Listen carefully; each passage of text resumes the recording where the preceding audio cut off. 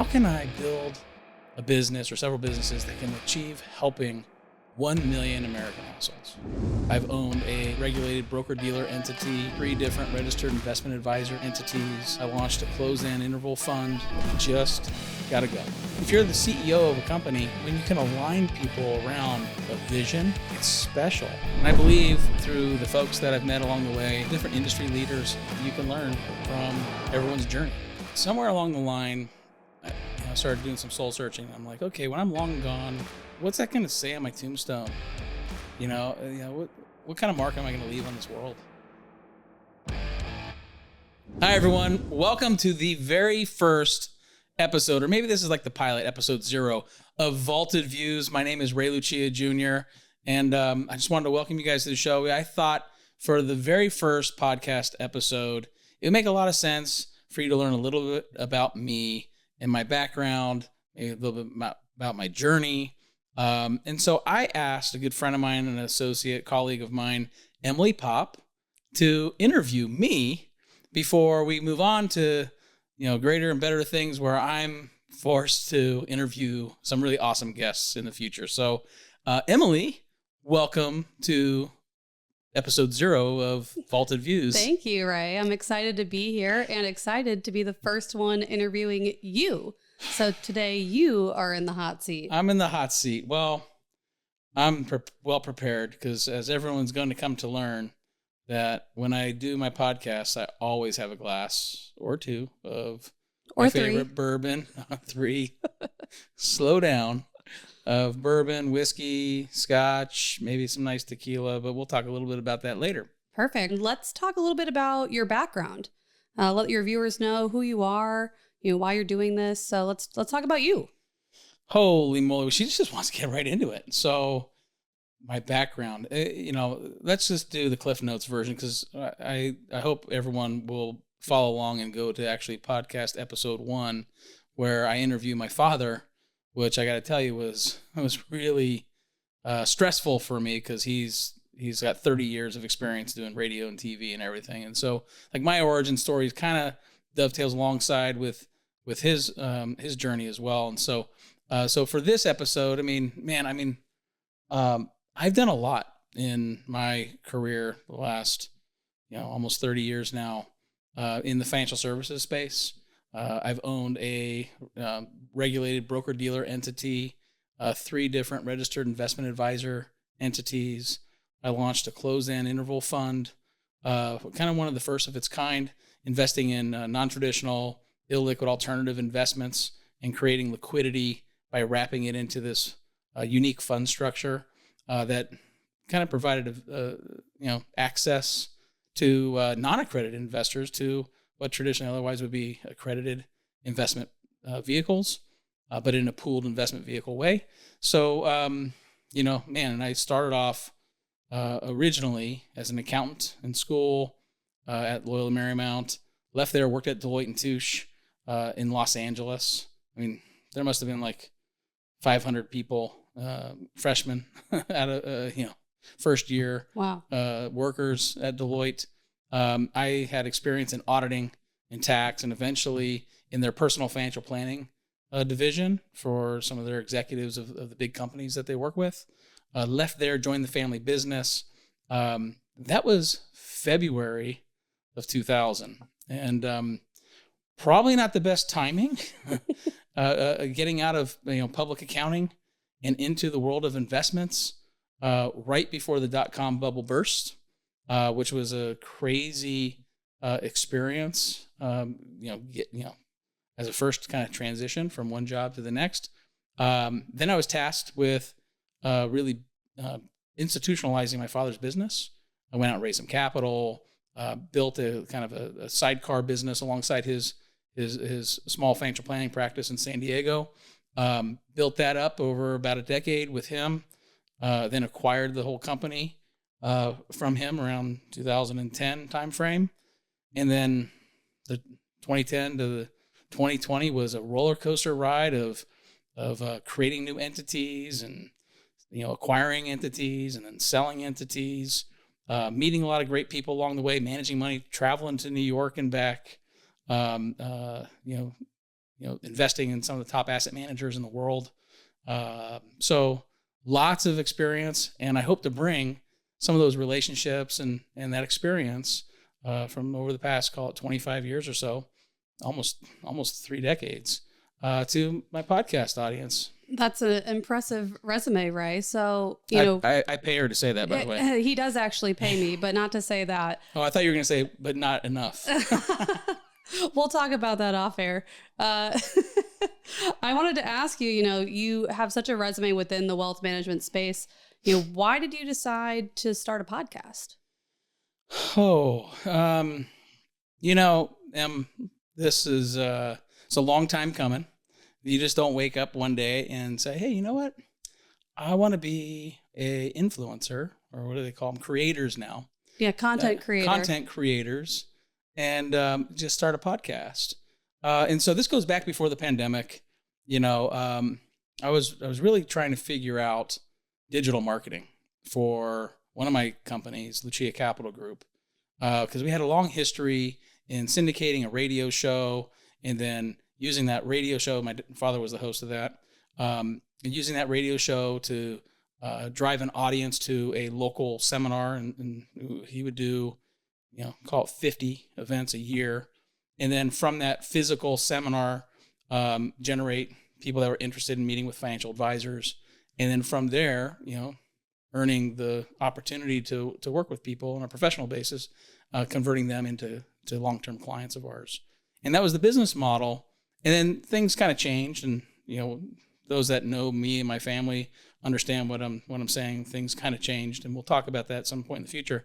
But let's just say he retired from that, and the business changed. And so I started studying, digital marketing, and how can we, get the message out to help more people, do it in a more efficient way. And that kind of evolved into learning about this concept of personal branding. And, the pandemic gave me a lot of time to focus on what's next.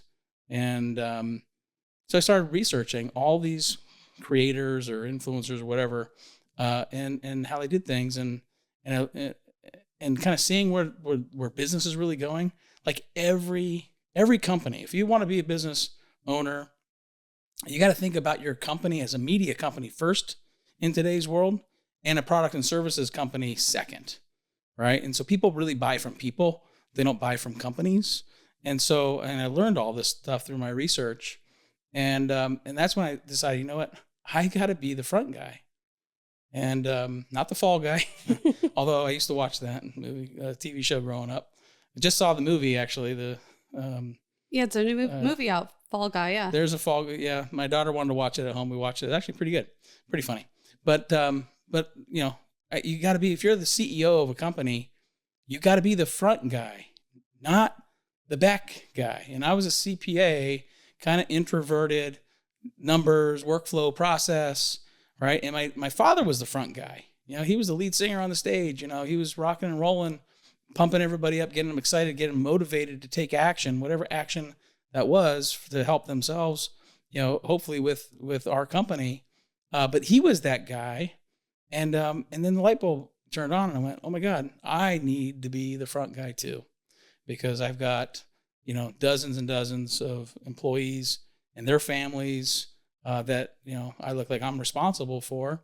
And I gotta run successful businesses for them and for my clients. We're in the wealth management space.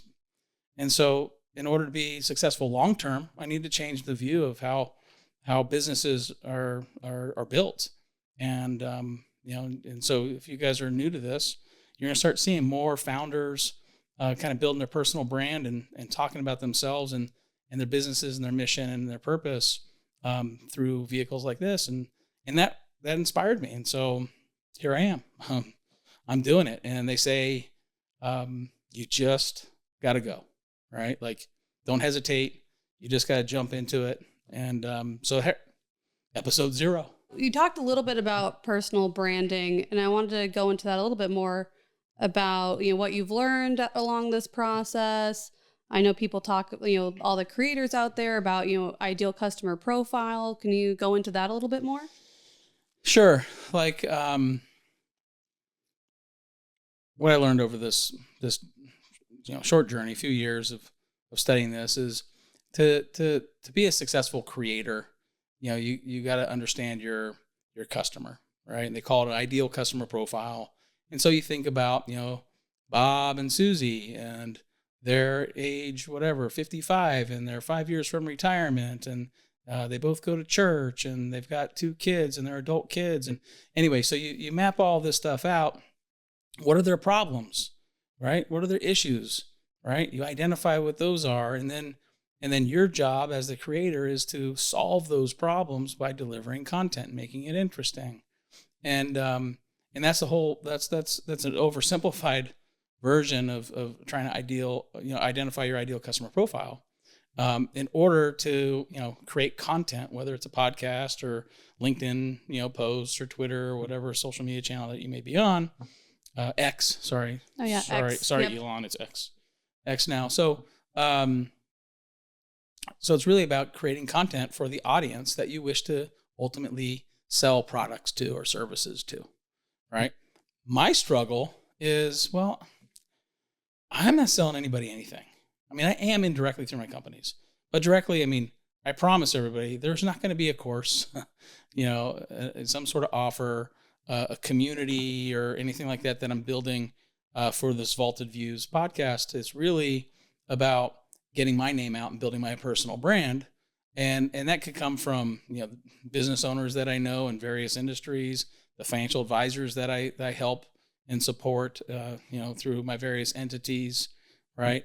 Personal clients of my firms, Lucia Capital Group, relationships that I built through my asset management businesses that I own or that I'm involved in, maybe even some of my friends through some of the consulting that I do, right? So that's my top of the funnel, right? And I think there's a connection across all those folks, but they're not just one ideal customer profile. And from this podcast, I hope that people will learn about me and the various businesses that I run or am involved in, and then they'll be interested in learning more about that, and maybe it translates into some business through all this awareness that we're creating here with the Vaulted Views podcast.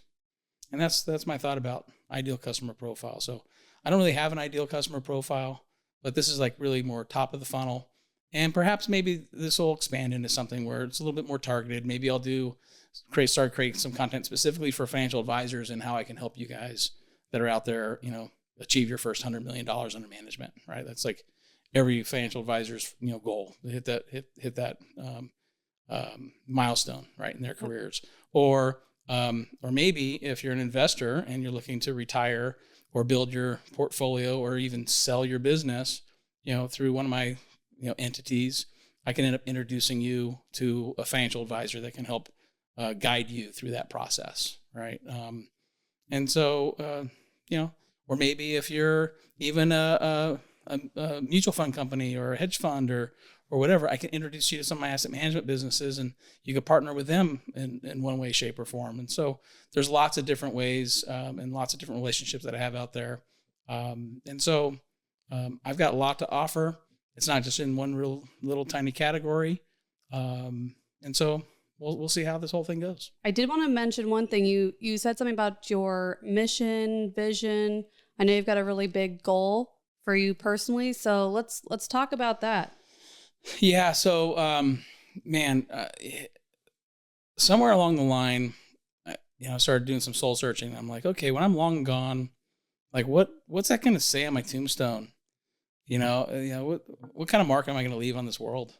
And, so because if you want to be successful, success comes in lots of different ways. And some people measure success by their bank account, and other people manage success by, number of girlfriends that they had or whatever, trivial thing like that. I've had one girlfriend in my entire life and I married her, for the record.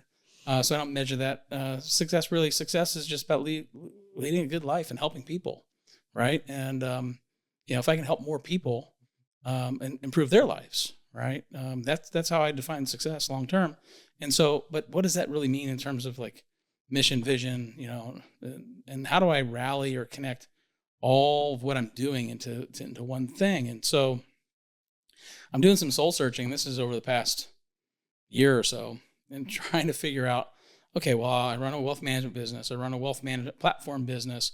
I run a asset management firm. I'm a lead investor in another asset management firm.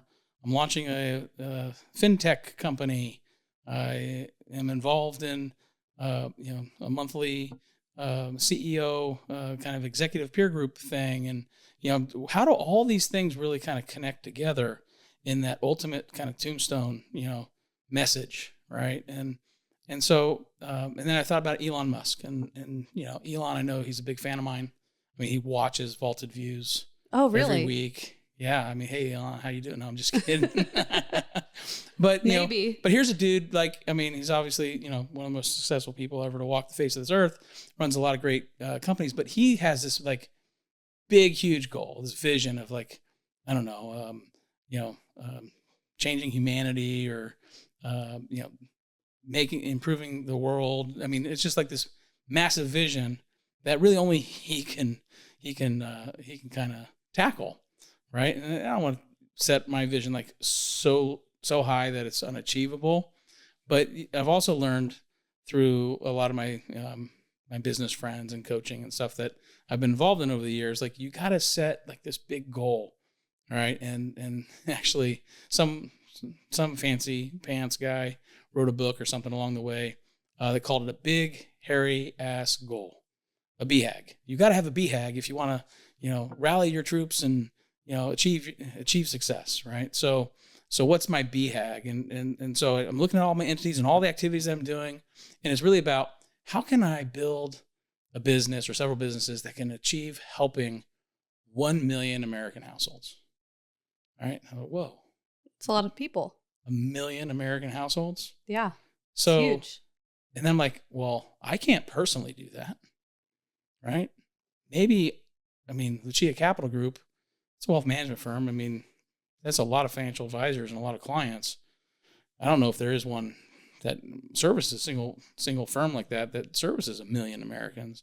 Right. So the only way that I can achieve that is by helping 1 million American households through partnering with financial advisors. And so that's my big hairy ass goal, which is helping 1 million American households through financial advisors. And so that's really, I guess, going back to the ideal customer profile at the end of the day, if I'm going to achieve that goal, ultimately it's by partnering with financial advisors, helping them in a number of different ways to help their clients better their financial futures. And so, yeah, so when we do our company meetings, we always, put that big hairy ass goal up on the screen. And I got to tell you, it works, because at first people are skeptical. Wow, it's really big and it's difficult to achieve or even get your head wrapped around. And then over time, they start to see your vision, right? And they buy into the vision, and it's motivating. And then you start getting momentum. And when you can align people around a vision, right, it's special. And so we're having more fun in all the businesses, right, than we've ever had before. And so I encourage all business owners, even just personal, right? Create your own BHAG for your own personal life, right? Like, what's your goal? What are you trying to achieve? Like, when it's all said and done, like, who are you all about, right? Do some soul searching. It's difficult. It's not easy to do. But when you get there and you settle on it, you get so much clarity around who you are and why you wake up every single day, right? And there's so many benefits. So establish your BHAG, and that's where we're at. It's a great mission, vision, goal to have. And yeah, you're right. We do read it off at every company meeting, and I think we all are aligned with that BHAG, even though I don't like that word. But I don't like it either. It sounds kind of lame. Yeah, but it's okay. We'll use it. Yeah. So you just took a sip out of your glass here. I know you mentioned at the beginning that maybe there's going to be some spirits involved. What's in your glass right now, right? Yeah, so we got Vaulted Views is the name of the podcast. So, maybe we'll do a spinoff called Vaulted Vices, right? Ooh. Maybe something like that. So bourbon is one of my vices. And, Jessica, who works with me, she's fantastic. she ordered this bottle of Woodford Reserve, double oaked. But what's cool about it, and this wouldn't be like my go-to bourbon, by the way, but check out my newsletter and I'll share with you guys what I like. But this one's really cool because she actually got it. It's kind of hard. You probably won't be able to zoom in on it, but she got this thing engraved with my name on it. It says Ray Lucia Jr. on the bottle. So I'm like, you know what? This is a great way to kick off Vaulted Views with a custom bottle of Woodford Reserve double oaked. Yeah. So I know you're sharing a little bit of it inside your Coke. I've got a Coke Zero and the Woodford Reserve. I think that's a crime unto itself. By putting Woodford inside a Coke, glass of Coke, by the way. So I'm still at work, so I needed to, It's after hours, and I know the boss. I guess I can ask my boss, and you said yes. So, but yeah, so we'll talk about my other vices over time. Cigars, although this would be a really cool cigar lounge. It's a vault, and we don't have the proper ventilation for that, so you won't catch me smoking cigars in here. But maybe we'll do like a remote episode. I see Jeff behind the screen here. He's nodding his head. Yeah, we'll do that, Jeff. So we'll do a remote, maybe at a cigar lounge, or maybe at my own personal cigar lounge at my house. Might be cool. Yeah. Horse racing is another vice. Something as an industry I've been following for almost 30 years, since school, right? I like it because of the numbers. The gambling is nice too. I happen to be pretty good at it. So, it's a nice byproduct. Yeah. Hey, who doesn't like to win, right? I love to win. You love to win. We love to win. We all love to win. We have a winning, kind of culture. And so, when it gets back to, handicapping horses, which is the term they use for trying to figure out who's going to win. I like it because inside of a couple minutes, you know exactly whether you were right or wrong. And so, like, if you think about, like, growing up, you go to the racetrack, what do you see? You see the horses, you see people drinking bourbon, and every once in a while, you see people smoking cigars. And so it's no surprise that those are my vices, folks. So hopefully I'll be able to share with you guys the particulars around fancy cigars and higher end scotches and bourbons and spirits. Well, maybe we'll be able to see every time what you're drinking. We'll have to call that out for each episode. Yeah. Well, what's in your glass? Well, what's in my glass? If you watch the first episode that I shot with my father, nothing's in my glass because I drank the whole damn bottle. So we're gonna have a good time. That's great. Well, I think we're really all excited for this podcast, Vaulted Views, episode 0, and can't wait to get into all of the great guests that you have. So before we close here, I wanted to ask if there's anything else you wanted to say, to your viewers about you, about the podcast, going forward. Well, first, Emily, thank you on short notice, hopping in and taking the host role. That's what I love about you. You pretty much always say yes. And you're not afraid to do something outside your comfort zone. I think you did a fantastic job. I think the folks watching will agree. As it relates to the show, listen, at the end of the day, everyone's my ideal customer, right? That's my ideal customer profile, right? And I believe through the folks that I've met along the way, really smart business people, smart investors, smart financial advisors, a few politicians, although this isn't going to be a show about politics at all, different industry leaders, that my hopes is that there's just one thing at a minimum that you can learn from everyone's journey, right? That can improve and better your life. And if I accomplish that, and even if it only impacts one person's life, then all of this is worth it. And the last thing before we go is, you just don't wake up one day and say, I'm going to do a podcast. What do they say? It takes a village. I never really liked that expression either, but it's not just me, right? I've got Jeff, I got Kaylee, I got you, I got John, I got another John, I got Chris, Chris. There's a lot of people involved in making this happen for everybody. And so, obviously I thank everyone on the team for making this a reality. And I think at the end of the day, it aligns with my goal, my vision of helping 1 million American households with their retirement. And we're all part of that together. And so, yeah, if you guys watching can get one thing to help better your life, then I'll call this show called Vaulted Views a success. And so looking forward to it. We're going to have a lot of fun. We're going to rock and roll in here. And, hopefully we'll have a lot of great stories to tell. That's great, Ray. Well, cheers to the success of Vaulted Views and the success of everyone watching too, taking one thing away from it at least. And I think if you didn't mention this, I was going to, you can follow Vaulted Views at rayluciajr.com. So make sure you go there to get updates, and you can also subscribe to Ray's newsletter. Thanks for the pitch, Em. Yeah, you're welcome. We're always here. And I'm on LinkedIn too, and Twitter, X, Twitter. Yeah, all my LinkedIn friends. I just want to apologize for this forthcoming onslaught of content. I want to do that in advance, and so it's coming. So hopefully that'll be valuable as well. Well, cheers to you. Thanks, Ray. Thanks, guys. Have a good one. We'll see you guys on episode 1 with the man, the myth, the legend, the GOAT, I call him, Ray Lucia Sr. And watch out, man. What a hell of a journey. So that's what's coming up next. There's your teaser. Cheers. Cheers.